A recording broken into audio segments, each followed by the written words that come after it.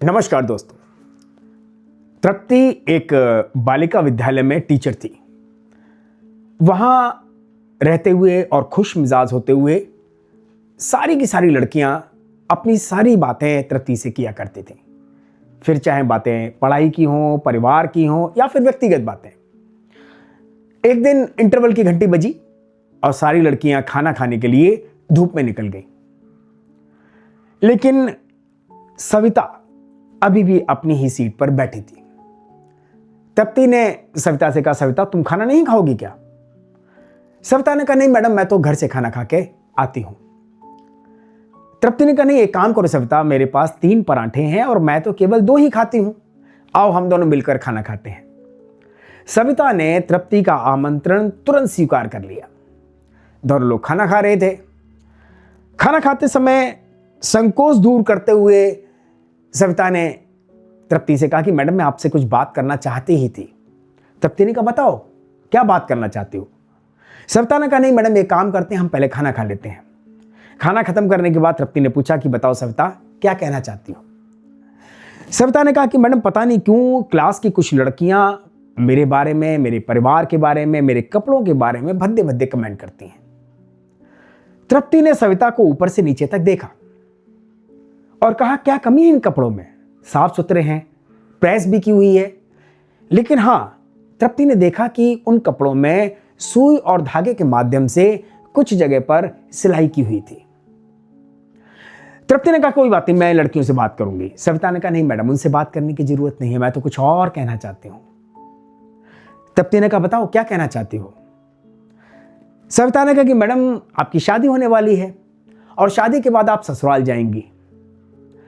ससुराल में जाने पर आप अपने पुराने कपड़ों को अपने घर ही छोड़कर जाएंगी।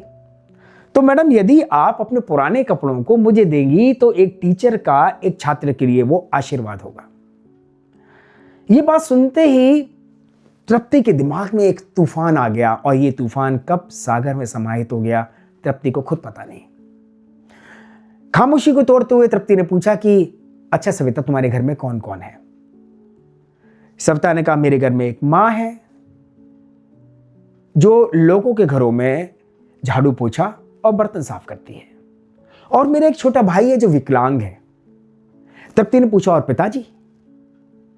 पिताजी तो कोविड में चल बसे ना। तृप्ति अवाक होकर सविता का चेहरा देख रही थी। बोली, अच्छा बताओ सविता, हम दोनों कहां मिले? सविता ने कहा, मैडम मैं और मेरी मां आपके घर आ जाते हैं। सविता को लगा किसी को घर बुलाकर और कुछ देना शायद अच्छा नहीं होगा। तृप्ति ने कहा, एक काम करो, तो मुझे अपना पता दो, मैं तुम्हारे घर आती हूं। शाम की छुट्टी हुई और सारे टीचर अपने घर की तरफ चल दिए, लेकिन तृप्ति का स्कूटर घर की तरफ नहीं, एक मॉल की तरफ मुड़ गया। मॉल पर जाते हुए तृप्ति सोच रही थी, आखिर पुराने कपड़े ही क्यों? उसने कुछ कपड़ों को खरीदा, घर लाकर उन कपड़ों के ऊपर लगे हुए टैग्स को निकाला, अलग अलग थैलियों में जो रखे हुए थे उनको एक थैली में रखा मानो वो पुराने हों, और अपना स्कूटर लेके सविता के घर पहुंच गई। अभी घर के पास पहुंचते ही स्कूटर का हॉर्न बजा ही था कि सविता और उसकी मां गेट पर आ गई, मानो वो तृप्ति का ही इंतजार कर रही हूं। सविता की मां ने तृप्ति को अपने घर में बुलाया और एक बेंच पर बिठाया। दोनों लोग बातों में मशगूल हो गए, लेकिन सविता चुपचाप तृप्ति के हाथ में रखी हुई थैली की तरफ देख रही थी। तृप्ति ने उस थैली को आगे बढ़ाते हुए कहा, सविता लो तुम्हारे कपड़े। सविता उन कपड़ों को लेकर दूसरे कमरे में चली गई। थोड़ी देर में सविता बाहर आई और हमेशा शांत रहने वाली सविता नए कपड़ों को पहनकर चहक रही थी और कहने लगी, मैडम ये तो नए लग रहे हैं। तृप्ति के मुंह से निकलने वाला था, नए ही तो हैं, लेकिन फिर अपने आप को रोक के हुए कहा कि तुम्हें पसंद आए ना। सविता की खुशी को देखकर तृप्ति बहुत खुश थी, और आज एक छात्र ने एक टीचर को एक लेसन दे दिया कि कुछ चीजें जो हमें अपनी हैसियत से छोटी लगती हैं, शायद वो चीजें दूसरों के लिए उनकी हैसियत तक होती ही नहीं है।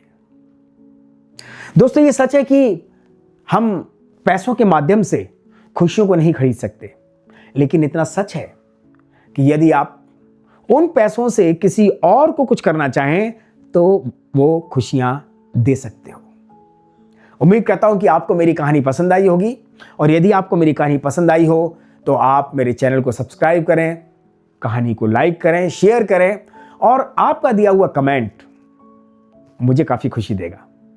चलिए मिलता हूं एक नई कहानी के बाद, कुछ समय के बाद, और तब तक के लिए नमस्कार।